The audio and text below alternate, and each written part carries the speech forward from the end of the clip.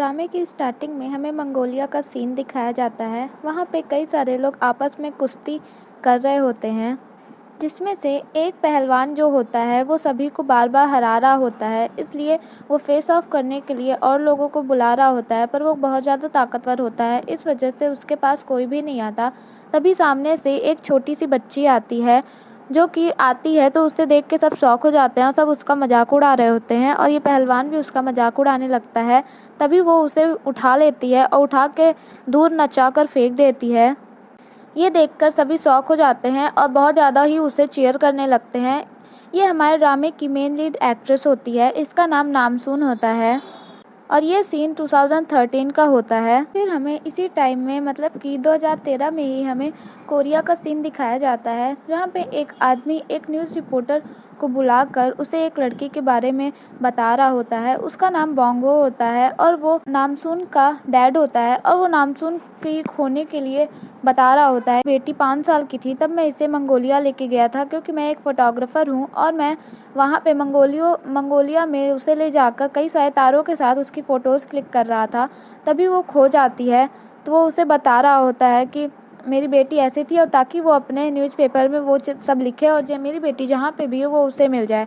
तो वो news reporter बोलता है कि आपके पास उसकी फ़ोटो है? तो वो बोलते हैं कि मेरे पास उसकी बचपन की फ़ोटो है, और वो उसकी खूबी बता रहे होते हैं कि मेरी बेटी बहुत ज़्यादा ताकतवर है। उसकी फैमिली की सारी औरतें बहुत ज़्यादा ताकतवर होती हैं। उनके ख़ानदान में 100 सालों से उनके यहाँ की औरतें इतनी ज़्यादा ताकतवर होती हैं, उनके अंदर अद्भुत शक्तियाँ होती हैं। तभी दूसरे सीन में हमें एक लेडी को दिखाया जाता है, इसका नाम गोंगजू होता है और नामसून इन्हीं की बेटी होती है। इन्हें भी अपनी बेटी को ढूंढना होता है और इनकी एक एंटीक की शॉप होती है।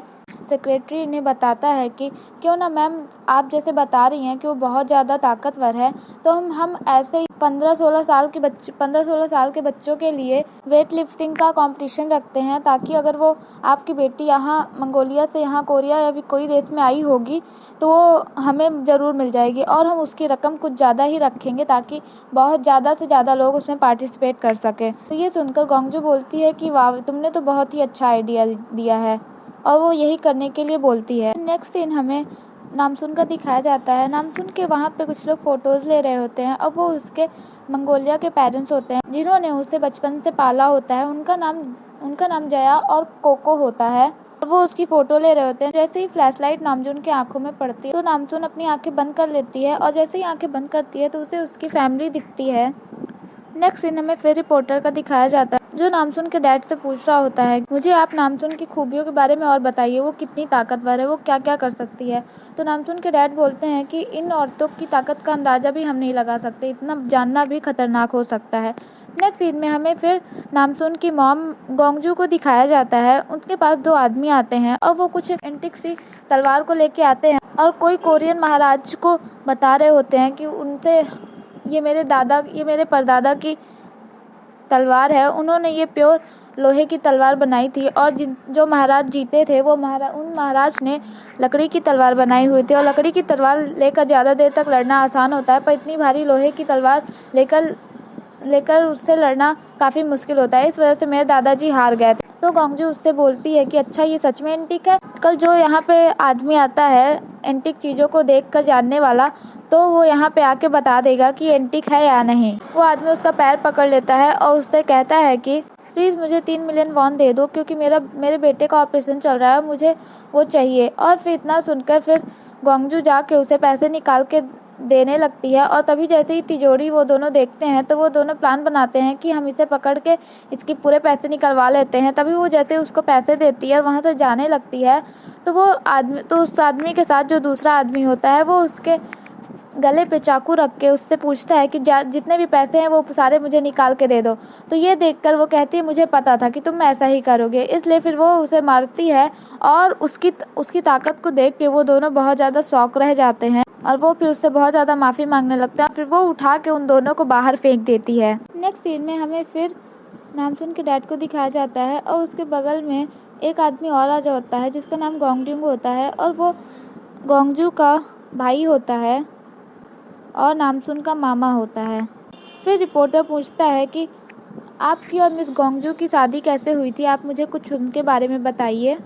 तो वो बताने लगता है और फिर उसी के साथ साथ हमें पास्ट में उन सब के सीन भी दिखाए जाते हैं। ये 1999 में वो कोई एंटीक शॉप नहीं चलाती थी, बल्कि वो एक हैंगओवर उतारने वाले सूप का रेस्टोरेंट चलाती थी। और वो वहाँ पे कई सारे औरतों को बुला के उन्हें पैसे देती है और कहती है कि तुम लोग बार बार दिन में जितनी ज़्यादा टैक्सी में बैठ के यहाँ पे आओगे तुम लोगों को उतने पैसे मिलेंगे। और कहती है कि तुम जब भी टैक्सी में बैठना तो बस सुनते बस यही चीज़ बोलना कि यहाँ का हैंगओवर सूप सबसे अच्छा है और इससे मेरे रेस्टोरेंट में कई सारे कस्टमर आएंगे।